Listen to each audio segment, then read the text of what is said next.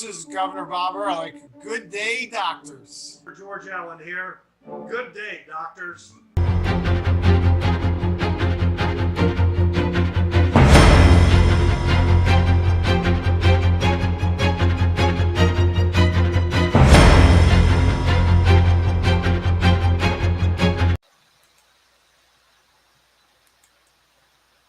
Good Friday evening, everyone. You're watching Dr. Potson, the Political Architect Show.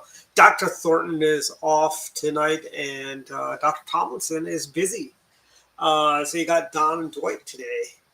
Busy week. Chris is always very busy. I mean, between everybody he knows and then the campaign issue things and stuff like that. So I think we'll be like a month. Yeah, we were off last week also because of my own campaign we had going on last Friday. That was good, Dwight. Threw my hats off. We had like 45 people there. Yeah, you missed the Smith Island cake. That he brought it out at the end. Oh man! I know. And it was the Oreo Smith Island cake too. Oh man! Yeah, because it was Maryland Day, and so she brought it. Like we took it out towards the end of the evening.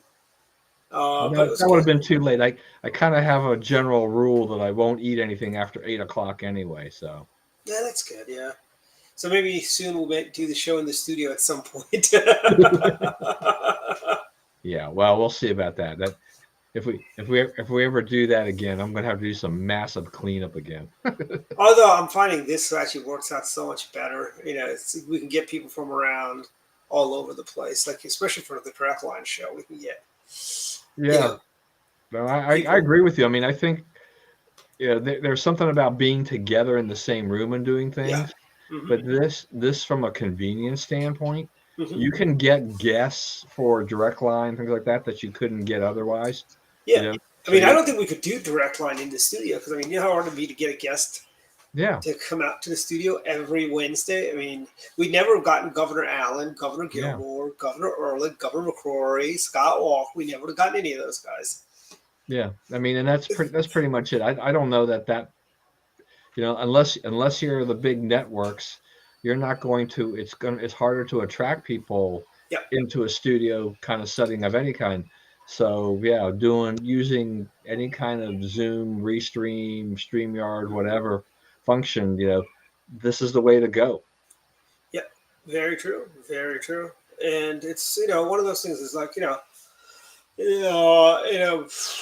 it's so it works out well. I think it's worked out really well even for Dr. Potts, we get doctors from all over, like my friend Aaron from Florida. He's able to get on, which he never would be. He wouldn't drive up on a Friday night from Florida to be on the show, in the studio, Right. I mean, and you can have people from all over. Chris doesn't have to drive, a long distance. I mean, you've got Brian who comes on once in a while. I mean, this is the ultimate convenience, and I think that makes it. I mean, the show I normally do on Wednesdays. Mm-hmm. This guy Brian. I mean, he used to drive out from Reston. But now we don't have to do that anymore, and it's a heck of a lot more convenient for both of us. Yeah, and unless and also with the price of gas being around, even with the gas tax holiday, I'm still seeing a lot of $4 price gas around. Yeah. So I was astonished when I saw $3.95 today for gas, which I thought it's crazy that we think $3.95 is actually a good price. We've had it's been a busy week. Joe Biden now is blaming the Russians for the high price of gas, which is it's like who else is I guess you can't I guess if this doesn't work, I guess we'll go back to blaming Bush and Cheney, the oil men, for rigging the price of gas. They've been going. Part of the the Biden playbook is that with all these prices, and the supply chain issues, that things are price of chicken is high, and meat and anything else in meat and poultry, you go after and you start having an investigation of all the meat packers and the companies, Tyson Foods and all these guys, because yes, they must be colluding and pushing up the price artificially, and so the same thing is happening. Big oil. getting completely slammed again by the liberals. But the problem is with Joe Biden and his policies. It's not these guys; it's Biden. Yeah, I mean, here's the thing though: isn't his son in oil and gas man for how much money is the Biden family making from all the high price of gas? Is what I'd like to know. They used to always talk about Bush and Cheney making out like bandits. When the price. But here's the thing: when President Bush was president and the price of gas hit up, he said we're going to strive to go and be energy independent. And he basically did not, he hasn't done that. He doesn't want to do that, frankly, and I don't get that, frankly. I think it's just a lack of, it's just basically a lack of will on the Democrats. They're still beholden to their, the green agenda, to the AOCs of the world, and you have their acolytes at CNN and the Washington Post saying, "Oh, go buy an electric car."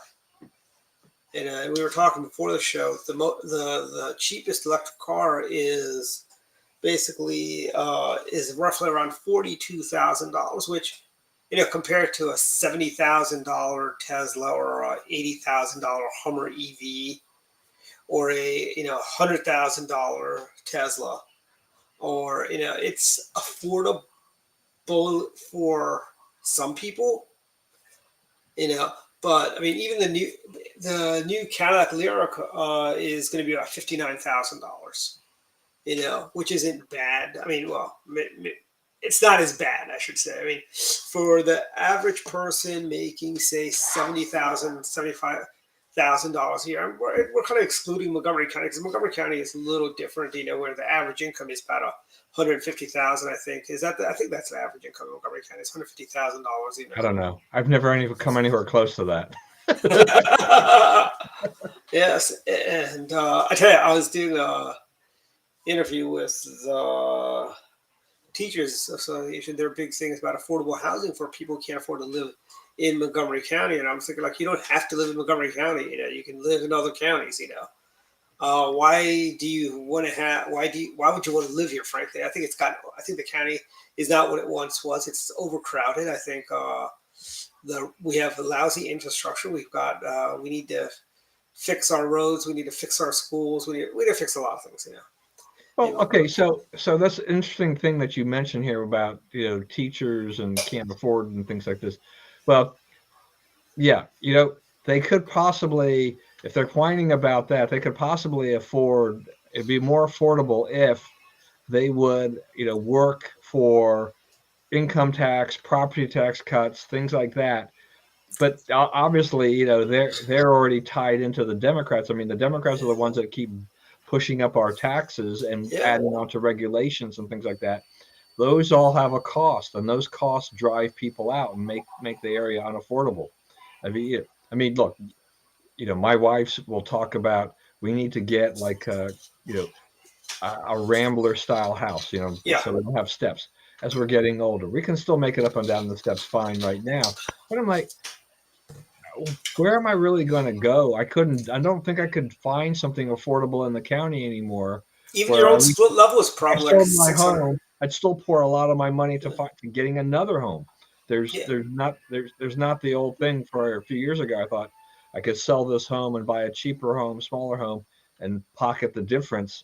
A lot of that is evaporated. I've got there is even a ranch. You had a split level home. I think when you were living out in Lay Hill, right? I think it was split. Yeah. Even that house today is probably $650,000 to $700,000. That house. Yeah, I wouldn't be surprised. It was a decent area and a decent square footage. Yeah, I've got on the market a house I have over in Woodmore, which is it's a side split, and it's about 1,400 square feet. I've got it on the market right now for $685,000, and that's a house that I bought for about $185,000 many years ago. And I think we'll probably get higher offers than the $685,000 on that house too. and it's one of those, so, and what drives the price of the houses up in Montgomery County is one, it's because our property taxes are so high. That's contributes to it. Also, the cost of living in Montgomery County is a lot cheaper. I remember when you go to like even prices, like even because we got a bag tax. I mean, these unintended consequences. You got the bag tax, which it is a nickel, but it is a nickel. I know some people say, "Oh, it's only a nickel," but yeah, it is a nickel. But some people, a nickel is a big deal. And you've got overall costs. Cost of living is higher. If you send your kids to private school, you're shelling out almost $20,000-$30,000 a year, depending on the school. Or a minimum of say $15,000 a year, which still, for an average family making say $150,000 in Montgomery County, that's a big chunk out of that budget. Not to mention the mortgage. Mortgage is about probably $1,200 a year or something like that. And that's if you got a really good rate and did like a 20-25% down payment on the house. And I know right now, a lot of the millennials are saying, "Oh my, we're all priced out of the housing market. Now we can't buy a house," because they procrastinated, didn't buy a house when prices were less. And I know people are calling they're saying there's going to be a housing crash. But one thing I know about Montgomery County, we really have not been affected by any of the crashes over the years. Prices have always steadily been going up in Montgomery County. I don't think I've ever seen prices drop. Like, in some places, I know, like back in the 80s, I know a lot of people bought homes in like New Hampshire and so on, Massachusetts, and when they had some, I forget what it was, but the price of houses there even dropped like a rock, and a lot of people lost their money on it. In Florida, that happened a lot in the 08, 09, 010, 012. I mean, they were just giving away houses in Florida at that point. Yeah, no, I mean that you're right about a lot of that. I mean, it just so I decided, since you made me wonder about what my my old house is is going for. So on Zillow, it's estimating that it would be worth about $621,000 now. Yeah, you could probably get about $650 for it, I bet. Well, in this market, in this market, I think that's true. And it's, in your place, you probably get $1 million plus, but you got the capital gains you got to hit, you got to pay and all that, which will probably be a killer too. Did you keep your dad's old place, or did you guys get rid of his? He had a ranch, I believe. In order to get into this house, we sold his house and then used that money as the down payment for this house. Ah, okay. Gotcha. And then when we sold the other house, we paid off the mortgage with those proceeds. But in essence, it took two houses to be able to clear this house out. Yeah. In essence. And this house is roughly about twice the size of your old house, right? Or more? Yeah. So my old house was, it comes out at about 2,200 square feet. And so this one is now well over, it's probably about 5 plus. Yeah. So basically, if you took your dad's house and your house together, you probably got the same amount of square footage now. Yeah. But I mean, we like the neighborhood. I mean, I like the neighborhood. It's pretty safe. Every time I'm convenient. Every time I'm on Nextdoor, for the area, and it covers Nextdoor covers a large area of homeowners in the area. Yeah. And the stuff about, the crime, I mean, cars being broken into and all these kind of things. I'm like, I'm insulated from that. Years ago, I mean, we had some kids, teenage kids, I guess, go down the main street, the entry street, and they would knock off mailboxes, late at night. But once really the teenagers kind of rolled through and aged out, it's been super quiet. We don't have a lot of kids in this neighborhood, and we definitely don't have a lot of teenagers. So it's a pretty quiet neighborhood, which is nice. Asian, Indians, there's a lot of people of Indian descent in this neighborhood. Yeah, Sam Rohrer used to live in that house, the Democrat delegate. Right, you said that. I remember that now. So, but yeah, I want to say he lived in your neighborhood. I think he lived in your neighborhood, actually. Yeah, well, I mean, it's a decent sized neighborhood, and we do like it. But like you said, it's convenient. It 15-minute drive and we're at Sam's or Costco. We can go to a lot of places to shop and eat within 15 or 20 minutes, which is nice. Yeah, and you got the ICC now, which you didn't have when you probably moved there years ago. Yeah, I mean, yeah, right. So the ICC, what's that? That's probably about 7 or 8 minutes away from the house, and it's nice to have. So it's about as convenient as we would expect, and we're really happy here. But yeah, the property taxes increase. You still just deal with all of these things. It's I'm great. In the one hand, I mean, I think it's nice that we get the gas tax holiday on the one hand, but that's a drop in the bucket. Republicans and Democrats are all playing election year politics games with that. I mean, Joe Biden releasing Strategic Petroleum Reserve. It's funny. President Trump, when gas was $24 a barrel, wanted to refill the Strategic Petroleum Reserves, and Chuck Schumer killed that bill. Now, when we have to refill it, it's already being a couple $100 a barrel. Unless something happens and the price drops again, but I don't see that happening, frankly. Because if you notice, the price of gas, when it shoots up, it never comes back to quite where it was before. Because I remember when it shot up to about $1.50 from roughly about $1.05 or whatever. It shot up to $1.50, then went to $2, and then it went to like $3, and like $2.86 was supposed to be a deal. Now $3.99 is a deal. $3.95 is a deal on the price of gas. I mean, it's just, and this is like the Europeanification of America, because this is what the liberals wanted. They wanted gas to be $4 or $5 a gallon, so Americans abandoned their cars, and I'm sorry, we're not Europe. We're a much larger country, and the American dream is basically to own a home in the suburbs and have a car. It's not to live in squalors and have a bus token to ride the bus. Yeah, I mean, I still say, and as I've been saying ever since Biden made this big push about EVs and that this is the solution to all of these ills and how we get to kind of a net zero carbon emissions, things like this in their mind. It's just that I was talking, and I know you probably talked to Marcus about this because Marcus owns, Teslas. Yeah, he's a big Tesla proponent. Yeah. But this friend of ours, they're from California, and they'll be here for another 10 months or whatever it is, but they have a Tesla and they live in an apartment.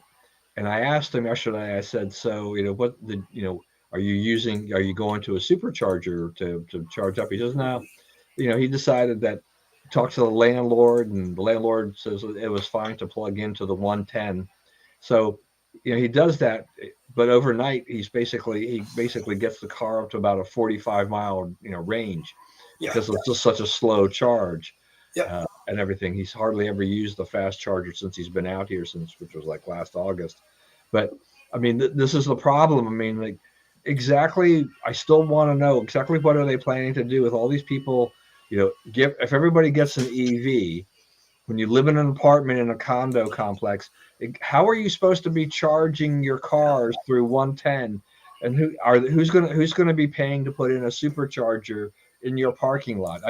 I don't understand it. The economic. And what are they saying in California? Don't charge up your cars for because where that electricity comes from is a coal-fired power plant somewhere. Right. That is that dirty little secret, right? Is that they're trying to say, well, we're going to use wind and solar to generate enough electricity to power America. Not going to happen. Not going to happen. Yeah. And it's, so if you look at it, actually the carbon footprint, if you take, and what are we going to do with all the batteries, because, these EVs have not been around. Well, some have, but we're seeing this with the Priuses. How are you disposing of those Prius batteries? Those are big batteries, and it's not easy to recycle those, as it is to take the regular, Yeah, I think those batteries are probably more toxic than the standard battery we have in our cars. Yeah. What do they call them? Wet batteries or whatever they are. Anyways. And the other side of it is that because of all these problems in the world, is that Tesla and these guys are having to raise the prices of their cars because the components for the battery are costing them more. Well, the price of car batteries have gone up too a lot. I remember I could go to Sears and get a Die-Hard battery, that gives me what 50,000 cranks or 75,000 cranks for about, really relatively cheap, $30, 30, $40, and now it's like $100 for a battery now. Oh, batteries are definitely not cheap. I mean, I've replaced a number of batteries when they've died in my driveway, and paid the tow operator, the service operator, to go ahead and just take care of it right away. And they're still expensive. I mean, you can get cheap batteries, at like Sam's Club, and like if you're out west, Costco will sell you an interstate battery, which is a decent battery. But I'm gonna tell you, just there's a few things that we've decided in our lives that when we deal with our cars. First of all, we only put Michelin tires on our cars from now on, because you pay up for them, but they are the best. Longest. They're the best tires. The second thing that we have learned, because we've owned a number of Lexuses, used Lexus over the years, is that if the next time one of our car batteries dies, we're going to go to the dealer and have them put in a Toyota battery, just like they basically had the original battery, because that darn battery that comes with those Lexuses, they last forever. I mean, they're 5+ years easy. Yeah. It's this is for us is like, well, that's great. I'm willing to pay more for a battery that will last longer than paying like $75 or $80 or whatever for a battery that might last you 2 years now. Yeah. And it's like, I know on my previous Yukon, there was some defect in the Delco battery that I had. They gave me a new one, but it was kind of a pain, because I know it's like certain mornings it got really cold. If the car sat idle for a long period of time, it just would not crank. And many times I've got one of those mini, those things dealerships use. You hook it up to your car, it gives you a jump. It's got a small battery in it. And I was using that, and I took it to the dealership. They go, "Oh yeah, there's a recall." I mean, you didn't tell me this when you sold me the car. There's a recall on the battery, And I mean, luckily, knock on wood, the new Yukon, the battery is fine. I had no issues with it at all. I didn't know that I could and should register my tires with Michelin in case there's a recall, so they can know how to. We buy our tires from Costco when they're on sale over there, and have them do that. But for the first time ever, the tire guy said, you go to the website and you can register that so that the Michelin can track you in case there's anything. Rarely does a tire ever need to get recalled, but unless you have a Firestone. I thought it was interesting. Yeah. Bridgestone, Firestone. Yeah. Do you remember how many times? I mean, in my lifetime, how many times has Firestone, when I was younger, how many times did they have tire recalls? I remember in the 80s they had a big thing with blowouts happening with their steel belted radio tires. You were getting a lot of blowouts, and that Firestone did a recall for that. I mean, GM cars all come with Michelin tires. They've always come with Michelin tires. I've always liked Michelin tires. Although my Yukon came with Goodyear tires. When we got Young's Lexus from the broker, so it was a 2015 Lexus, and we just replaced the tires with Michelin. The ones that she got came with Pirellis, which are good tires. Yes, they are. So, but like everything else, I've learned a lot about just watching over the tires, so to avoid premature wear and everything like that. But when you go with the Michelin, you're in pretty good shape. You can. I tell you, the biggest scam they'll tell you is you got to buy two. Or I remember when I had my Acadia, I had an issue with one tire. They go, "Oh, you got to replace all four because you got the all-wheel drive. You got to replace them all at the same time." I go, "No, you don't. You just want $800+ out of me because the tires were roughly about $200 a piece. Which is that's crazy. Also, I remember when I had a Buick, I could replace get like a 75,000-mile Michelin tire from Sears for about $60. Yeah, those were the days when you can buy tires pretty cheap. I remember growing up that when my dad would get his tires replaced. I mean, he probably would just buy Goodyear or Goodrich or something like that. Yeah, $30-$40. Good for maybe 30,000 miles or whatever. But now because I think you want to put those 50,000+ tires on your car, because your cars, that used to last maybe 100,000 miles can get you 200, 250,000 Yeah. out of them. Yeah, So, easily. right. I mean, it's just amazing how much things have changed since, I grew up with the lifespan of a car and everything like that. Yeah. I mean, I remember I had an Oldsmobile LSS that lasted me 10 years, and I was just astonished that I got 10 years out of an American car. I'm like, I've gotten 10 years out of pretty much all my American cars I've had, with the exception of the Acadia where the transmission went out. But I still got over 100,000 miles on it, I should say. Uh, and the last Yukon, I just retired it early because of a car accident. It just didn't feel right after they fixed it, though. But and kind of transitioning is we're at day 37 on Putin's quagmire in Ukraine. It's just, it's just amazing to me. I Day mean, 37. yeah, I mean, And we were off last week, as you said, but yeah, it's still, I mean, really not a whole lot has changed, no, except that it looks like, Russia's in worse shape than they were 2 weeks ago. yep. And I mean, you had one of the oligarchs end up dead. He was poisoned. Yeah, I don't know. I mean, now we are seeing more stories about, Putin's military advisors and the kind of the lack of morale, low morale in in the Russian troops and things like that. There's a lot of talk about, peace talks, but, I mean, to me, anything about peace talks from Putin's side is just, he's just blowing smoke right now, Yeah. while he tries to figure out what to do, because they have not been able to capture, the main areas that they wanted to, so they could take effective control of the country, and they're stuck, and but the last thing Putin wants to do is say, okay, we'll just retreat, and pretend that nothing really ever happened, because this is just terribly embarrassing Well, to him at this well, point. not sure if you know this, but Ukraine translates basically is Cyrillic for Afghanistan. But I tell you, what did you think of Joe Biden's speech last week? Everyone had lauding him as being it's a very Reagan-esque speech. I don't think so. But that was no tear down this wall, Mr. Gorbachev's type speech. It was a blithering idiot talking. The first thing that comes in his mind, calling him the butcher, calling for regime change in Moscow, walk it back. Then he didn't walk it back, and then he walked it back.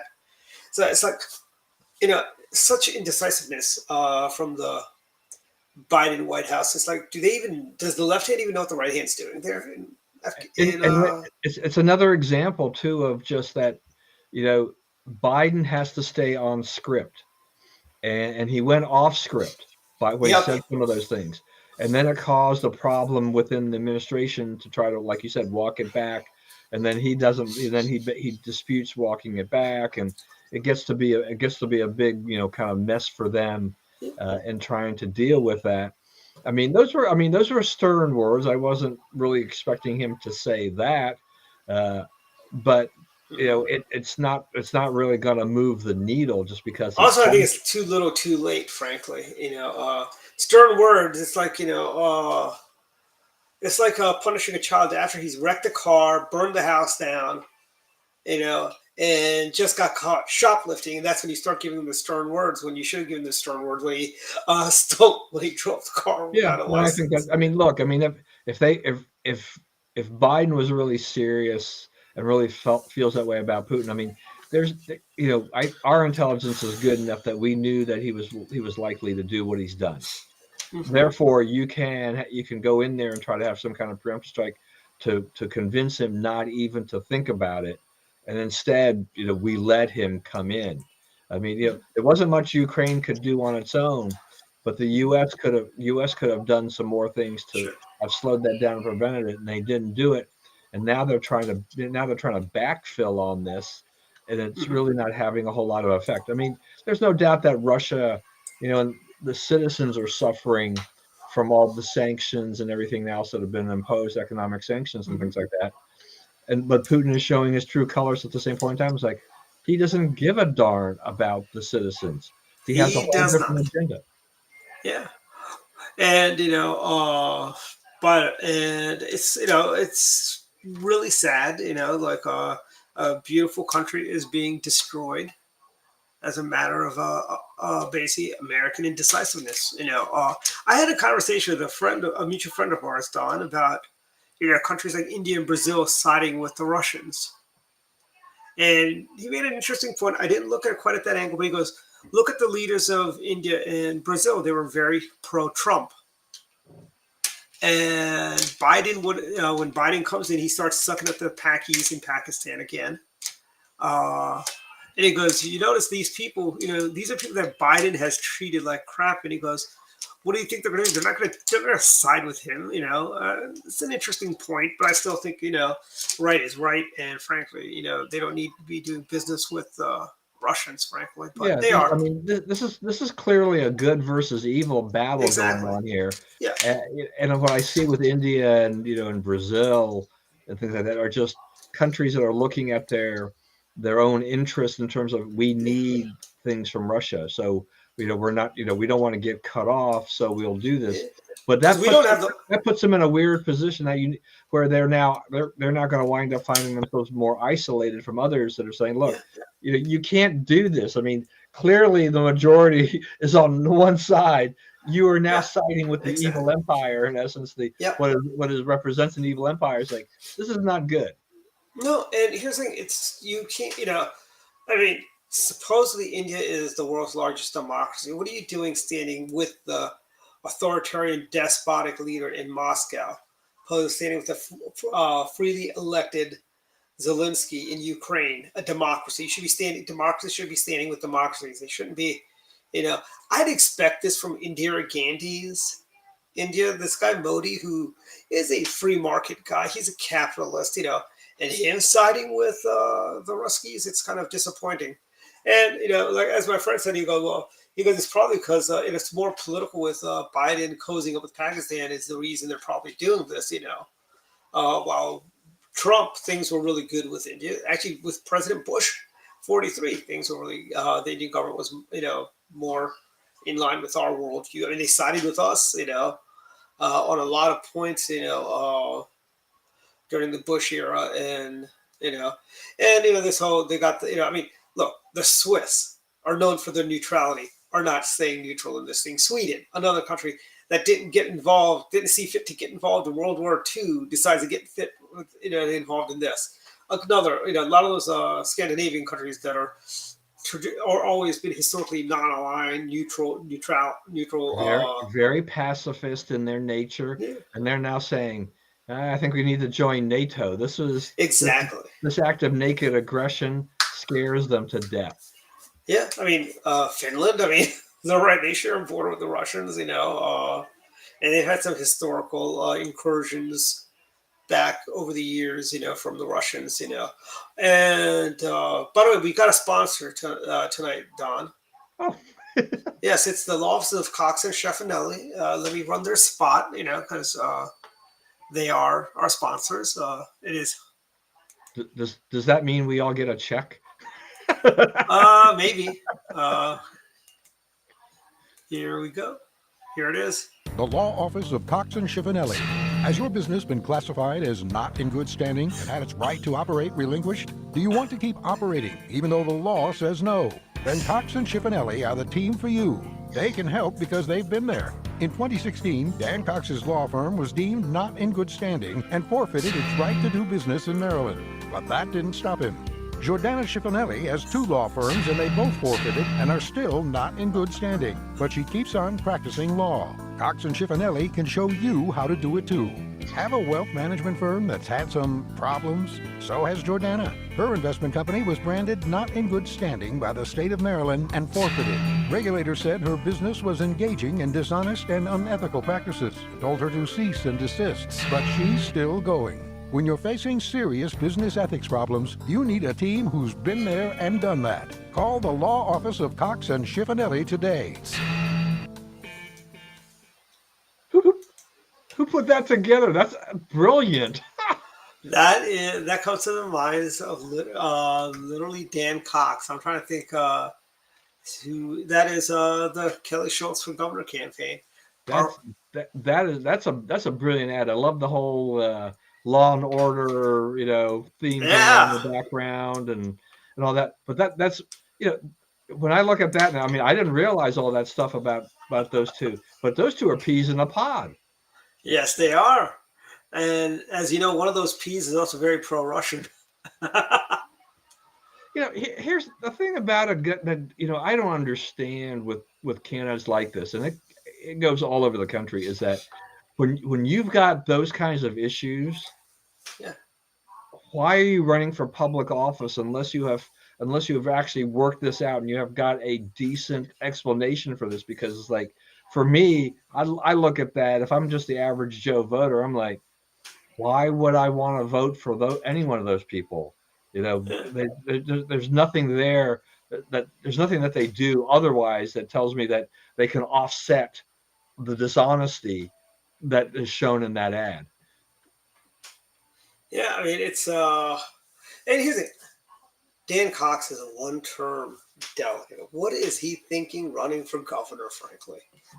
I mean, it's not like he can win. Okay, a vote for Dan Cox is a half a vote for a Democrat, frankly, at the end of the day. If he is our party's nominee, it's not going to be good for us in November. Right. I mean, these kinds of things, especially in the state of Maryland, when you have the gubernatorial race, in the end, you really need the Republicans to align with the one candidate.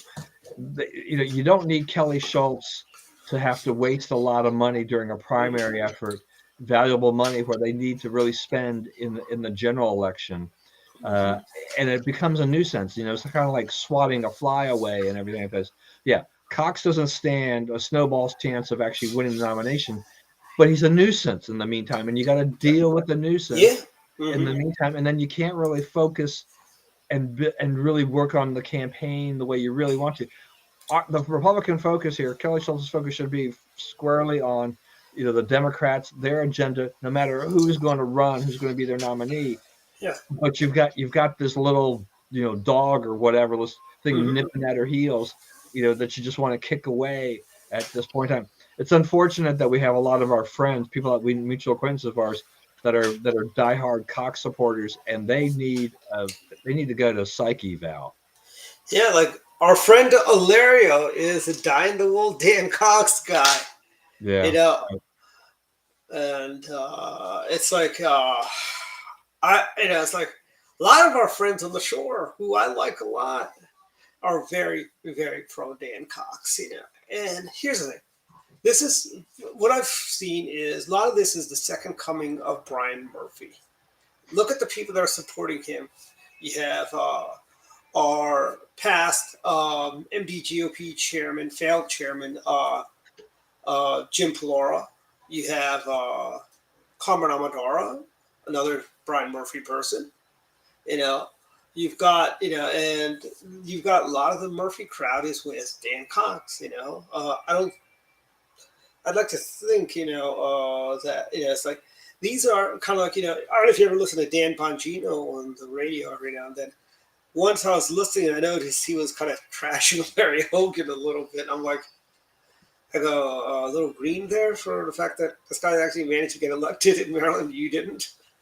I mean, hey, so what's your opinion about Bongino? Because I basically have sworn off of him for the most part. You know how Rush used to take calls? Rush would do a monologue, then he'd take calls, right? With Dan's show, it's more like just a monologue, a guest, and then it's basically not that different from his Fox show he does on Saturday or Sunday, every which day he does it, And he comes across very angry, not like the lovable angry like Mark Levin, who is hilariously funny. He just comes across as angry and bitter a little bit. But if you listen, when I'm in Florida, I can actually listen to the EIB network there with the guy from Philadelphia, Buck Sexton, and the other guy who've taken over. And they actually kind of have more of the spirit of the old Rush Limbaugh show than Dan Bongino, Dan Bongino, I'm not sure what his ratings are like, for the noontime show, in the DC area, but I can't imagine them being as good as it was for Rush. Because I don't listen to him if I'm in my car around noontime. I might listen to him. I might switch over to XM Patriot, where I could listen to what's his name, David Webb's show's on, I think, at noon on XM Patriot. And so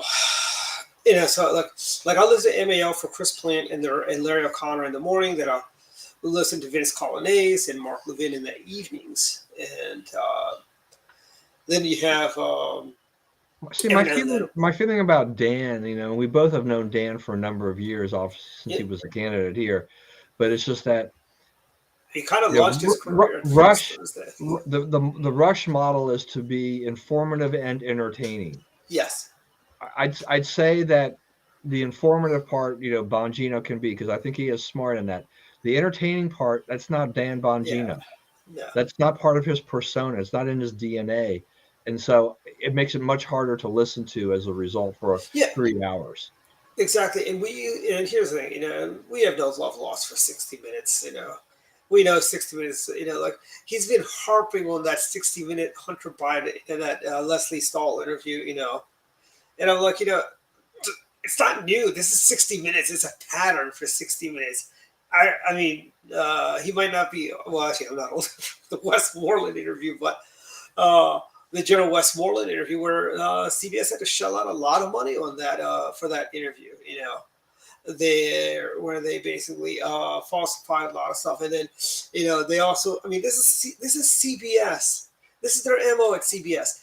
Remember Bush dodged the draft and Dan Rather had these fake documents and yeah, I mean, he went. I mean, yeah, I mean, look, I mean, Rather. I mean, that was really Rather's downfall. Was the whole, Air National Guard controversy and everything like that. Well, other people lost their jobs. Rather eventually was kind of pushed out, but his producer and all these other people, were caught red-handed of having, created a false narrative there. Yeah. And you think they would have learned from CNN's Operation Tailwind with Bernie Shaw,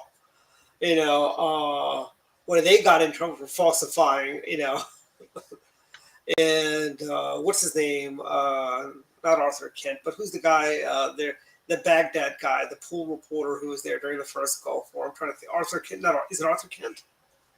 Arthur Kent was the guy, wasn't he? Wasn't he the guy that was the? He was like the missile stud guy. Or he was the NBC guy. Yeah, but I'm trying to think of the guy that was there. He had like a European sounding name. He had an accent too. We call him. You're talking about what was it? Was that the Baghdad Pete thing we were doing? No, he was the CNN reporter there during Desert Storm, Desert Shield. He was in Baghdad. Give me a minute. His name will come to me. Give me a second. It will come to me. He's actually he was also one of the pool reporters. And I know, why can't I remember this name either? And I'm trying to think of his name is what's the guy's name? It'll come to me. Hold on. Let me think. CNN. It's not Wolf Blitzer. I would say he had like an Australian name, maybe almost. Peter Arnett. There you go. That's it. Peter Arnett. That's why it was Baghdad Pete. I had to look. Yeah. Yeah, and Peter Arnett, he got into trouble on that whole thing as well. Amongst during the second Gulf War, when he was falsifying the reports that were coming, he got sent out of he was one of the pool reporters, and he got sent out. We spent a lot of time at AIM going after Arnett. Yeah, I know. That's why I brought up Operation Tailwind. Wasn't that one of your dad's projects? A little bit. Was that more Joe? I think the whole thing, the thing about that goes on with Peter Arnett too, is that we had some demonstrations. CNN had they had an operation, right near Capitol Hill, Union Station area. Yeah. And Bob Anderson and the gang went out there on with doing their whole shtick and the whole thing like that. So I think if we talk to Bob, he might remember some of his days. Hey Bob, you're watching. Chime in. Pete. And these lefty media outlets have had this. I mean, now you have Bob Woodward reliving his glory days of Nixon. He's talking 7 hours of 7 hours of audio that was deleted or missing. Yeah. That they're saying that the president was using burner phones. Also, they've been watching way too much of The Wire when they talk about burner phones. what is it? There. Oh, we have one more sponsor ad. Hold on. We gotta. I can't forget. We gotta take care of our sponsors. And it's always important to do that. Be right by our sponsors. So here is our last sponsored ad for the evening. Then we'll go back to our regular show. Some poppycock talking about, Dave Cox back on April 8th said something about blowing the whistle on people doing non-essential businesses or something. Bunch of lies. Blow the whistle if they're not an essential facility. Bunch of lies. Performing non-essential functions. Bunch of lies. We have to enforce the governor's orders. Poppycock.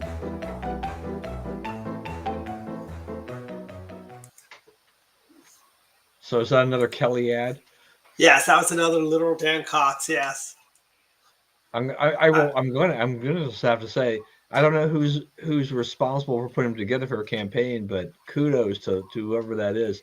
Her team on that's spot on. But I think it's hilarious. It's great that we have sponsors. Well, you had me. I'm thinking like sponsors, but it's like then I thought before you aired the first one, I thought, well, wait a minute, it's April 1st too. On top of that, those are great commercials for April 1st as well. Yeah. Joe Biden Day. Yeah, very good. But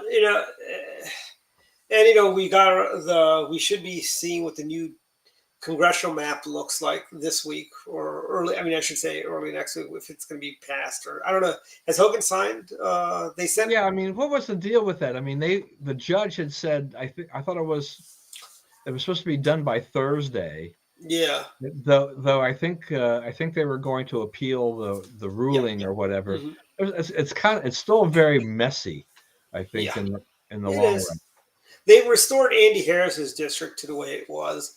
And I think this new map, I think if we play our cards right, we can pick up 2 seats, because I think Maryland 3 is winnable, which is the 3rd district that looks like a spider or a gunshot, and Maryland 6 is definitely Neil Peart's to lose, basically. Neil,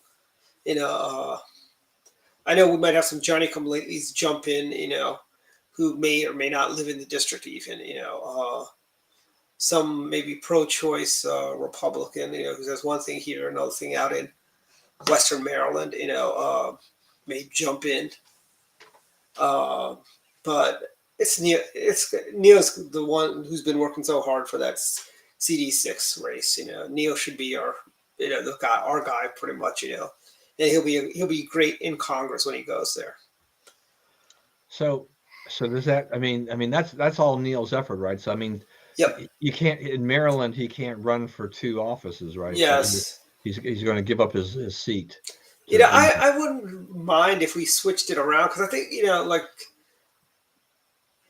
don't know if you remember 1988. Lloyd Benson was not 88. Was it? 88.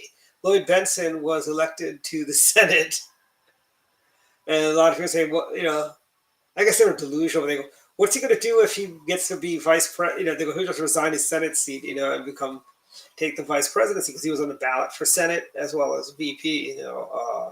I think the same thing happened with Joe Lieberman, right? Yep, Joe Lieberman, yeah. And it's basically, as well as, a lot of states have that. I don't know why we can't do that here in Maryland. Actually, though, I'm kind of in favor of you need to make a choice. I think that I actually like that better in the end because it does give voters, you're making a choice. You're saying I am committed to running for this office, and being a part of this, not having the other office, your other one in your back pocket as the fallback in case. Bob Dole could have run for Senate and president in '96, but he decided not to run for U.S. Senate. Yeah. I think most politicians only run for one office. There are a few that run for 2 if they can.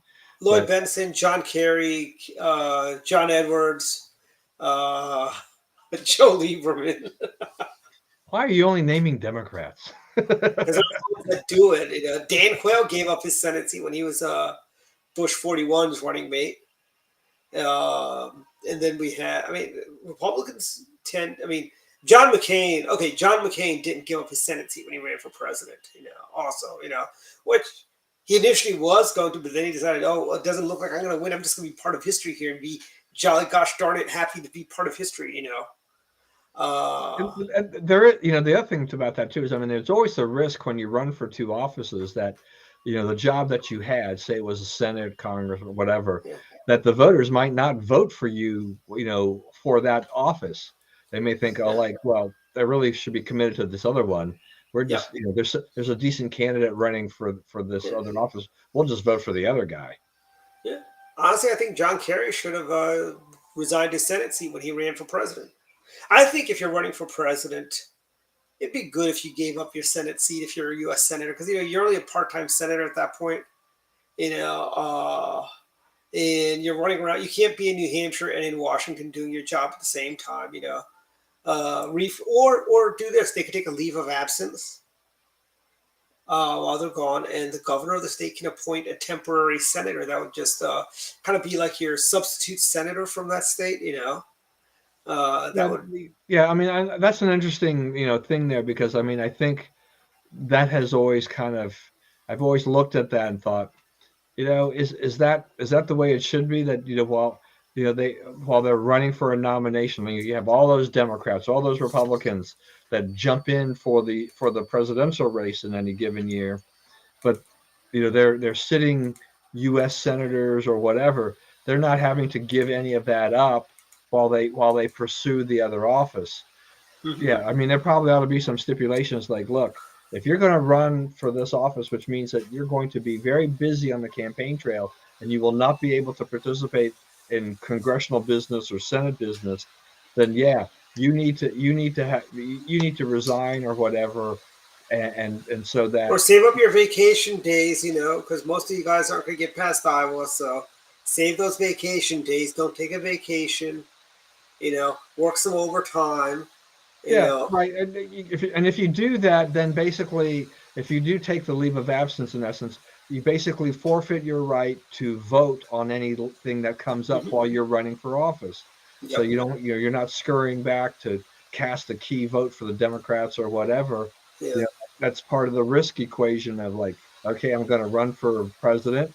That means for the next couple of months, until at least we clear the decks, or 3 months, I can't participate in any Senate whatever, because I'm going to be pretty much full on. I mean, even when they come back to do, you know, Senate business or whatever, they're still really campaigning anyway. They're really not working for their constituents anyway.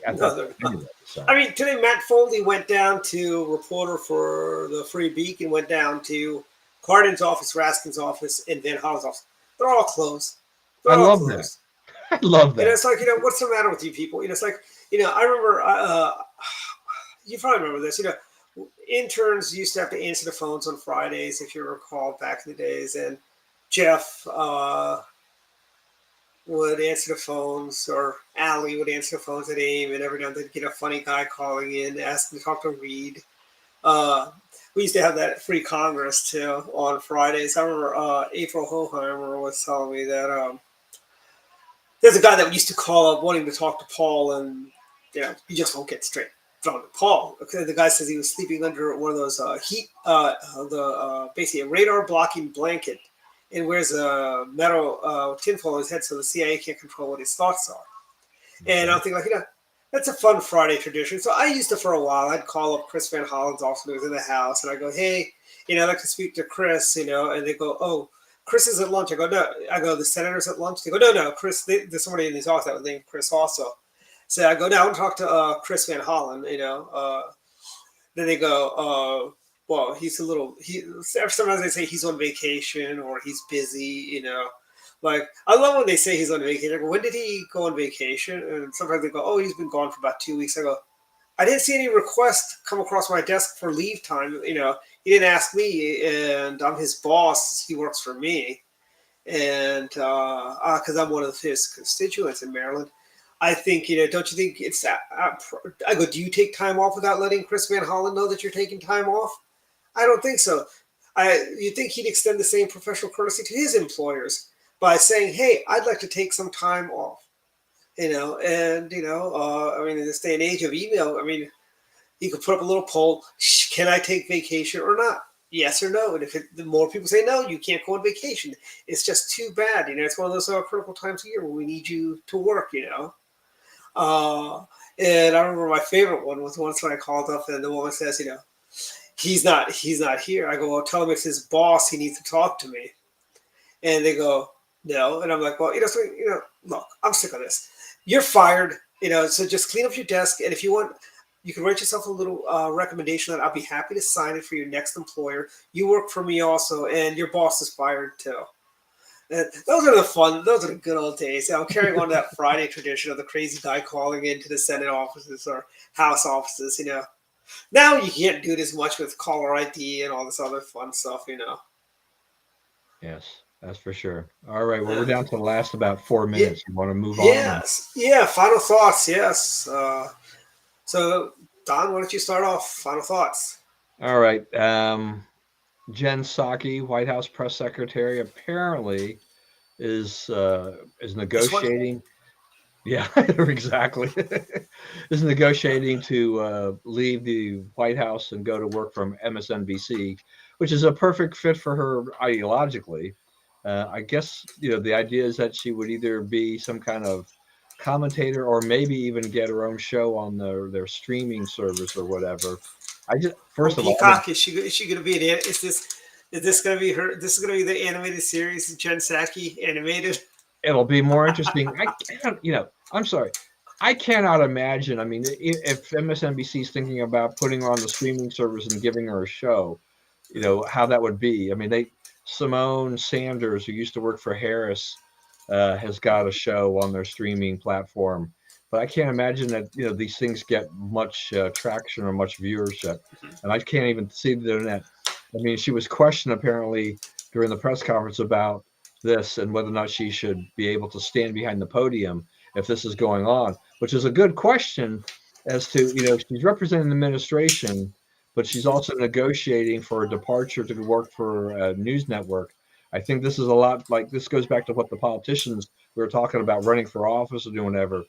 What would they have done if this is Ari Fleischer that was negotiating a deal with Fox as he's working for the Bush administration at the same time? Yeah. Yeah. I mean, you need if that is happening, as soon as you start doing it gets serious where you're just going over some finer points, resign, move on. Yeah. I mean, it's funny that she just lasted a little more than a year as White House press secretary. I think she might be one of the more shorter term. Yeah, I'm not necessarily going to hold that against her because you can't say that the Trump people held the position very long. That was like that was a revolving door. I mean, Trump's people were. It's kind of like that Solomon Grundy poem. What is it? Born on a Monday and died on a Wednesday or whatever. I forget what it is, but yeah, I mean, it was just hired on the White House communications team under Trump was a little disjointed, to say the least. Remember Scaramucci? He was all there for 8 hours. Yeah, I mean, it was a blink of an eye. He was there and then he was gone. Yeah. So I mean, what are you going to say about that? And then just a little bit on Disney. Apparently, there is a memo email that circulated that kind of outlined Disney's gay agenda, how much they were going to promote the LGBTQ agenda. People basically, at least on the Disney parks, you should be all done with that. I'm going to have a little harder time if I have to actually extract myself from The Mandalorian or something like that. I'll have to give that a, but by and large, this is just going too far. Well, Bats canceled his Disney Plus subscription about a year ago because of woke Disney. Well, good for him. Good for him. And Bats he's got more courage than I did. He enjoyed watching The Mandalorian and the Marvel series. But I guess if my wife said to cancel the cancel it because of all this, I probably would pull the plug. I mean, yeah, at this point, I mean, I was thinking this morning, I'm like, well, I haven't watched anything on Disney Plus really since Boba Fett ended its limited run. So I'm paying for something I'm not really watching. yeah. So And I mean, there's just so many of these streaming. Like nobody's watching Peacock. I know, you got Peacock, which I don't know anybody's really watching that. Paramount Plus, if they didn't have Star Trek on there, I don't think anybody would watch it, frankly. And the Star Trek they have is not that great, anyways. Picard is not. It's like I don't like it. I don't like the whole darker Star Trek universe. The whole point of Star Trek was it was not supposed to be a darker universe. It was supposed to be, optimistic, and Gene Roddenberry's turning over in his grave if he knew what they did to his franchise of Star Trek. yeah, I mean, even though I cut my cable last July, just because we have March Madness and everything like this, I went ahead and took a 2-week trial to YouTube TV, and I'm going to keep it for a month, and then decide after that what I want to do with it. In the meantime, I'm getting some programs that I kind of missed over the last 10 months or whatever it's been. But you kind of learn that there's a lot of stuff that I watched in the years. I don't necessarily need it going forward. Yeah, and I mean, there's really, I don't think there's anything that's really appointment television anymore. There used to be times.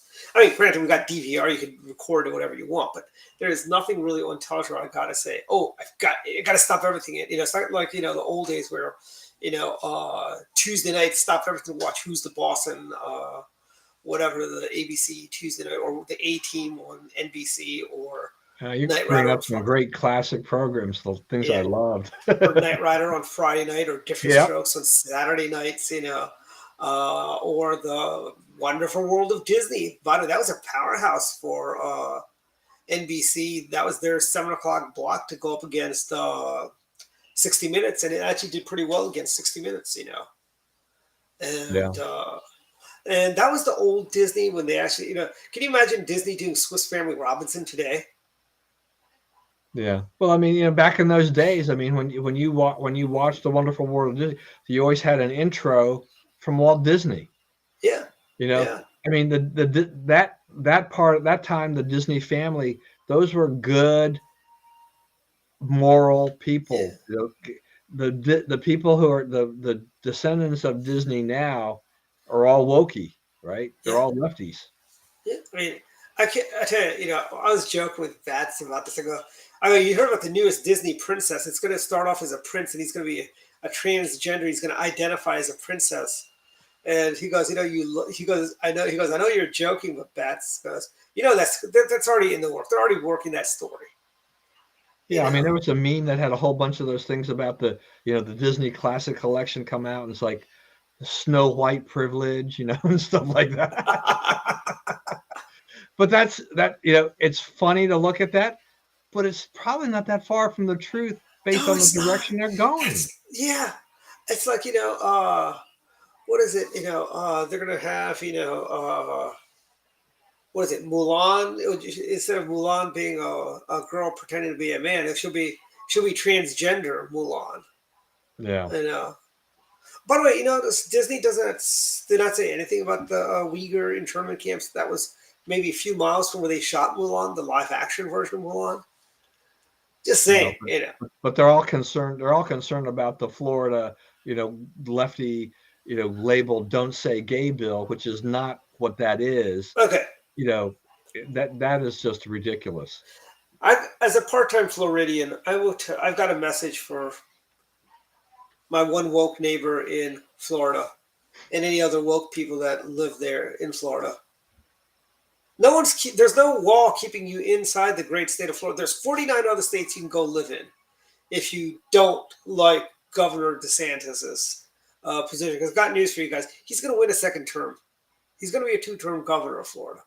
So why don't you just make life easier on yourself and just go back to New York or wherever you came from, New Jersey or Pennsylvania, Maryland, because something. Florida's going to be red, and it's going to be red for the foreseeable future. So I'm looking after you guys. Why be so miserable in a red state? Because you guys, unlike us, we can live in a blue state and still be joyous and happy.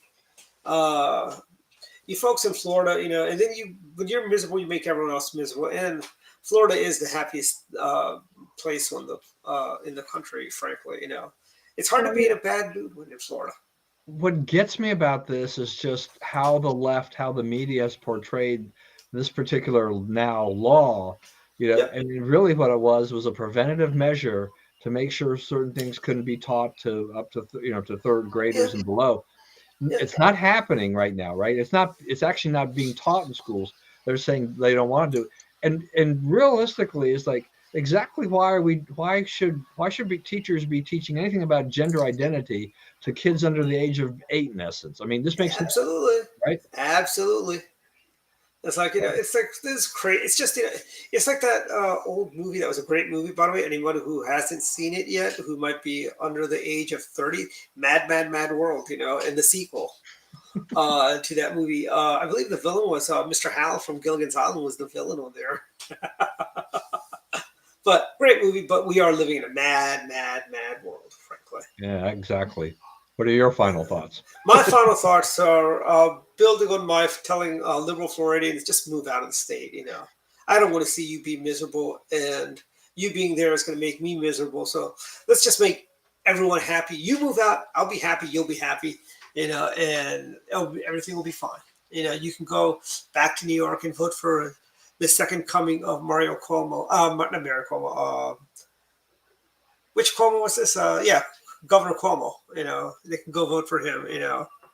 And maybe his brother will run as his lieutenant governor or something like that, and it'll be Cuomo and Cuomo. The ticket for New York. Because he has said he wants to make a political comeback. But I must say, liberal Floridians, move out of the state, frankly. Just make everyone happy. You'll be happy, we'll be happier, and you'll be happier out of the state of Florida. Just move back north of the Mason-Dixon, you'll be fine. And it's like, they bring their crazy policies and ideals. It's kind of like, I kind of look at it, it's like, libertarians have infiltrated the Republican Party from time to time, and they try to tell us how to win elections. Excuse me, how many elections did you guys win when you guys were in the Libertarian Party? None. It's kind of like when illegals come to America, they tell us we need to learn to speak Spanish, opposed to them learning to speak English. It's like, don't come into my house and tell me what I need to do to win when you haven't been able to do anything when you're on your own flank, so to speak.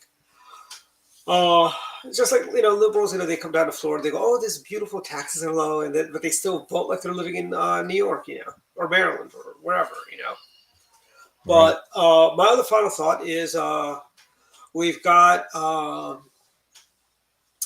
lot of candidates running for office, Central Committee, and I think this is, I don't know how you feel. I think if you're going to run for Central Committee, I think paying $10, I think you should also collect 100 signatures. It shows that you're willing, or 1,000 signatures. It's not a lot, 1,000 signatures, and you could do that by proportion to the population of the county. It could be 100 votes, 10 votes, 30 votes, whatever. Signatures on a petition, to run for Central Committee, because it's just like we get too many crazies that file to run for Central Committee just because they have $10 that they can blow, and it's like, all that does is clog up Central Committee races and diverts attention and resources from candidate campaigns to Central Committee races, which was the lowest races on the totem pole, frankly. And I think that collecting 100 signatures is not bad. Hell, 25 signatures shows you have to do some work for it. And I tell you, if the number is low as 25 or 50, you can't hire other people to do it. You have to do it yourself. And that's really what they should do.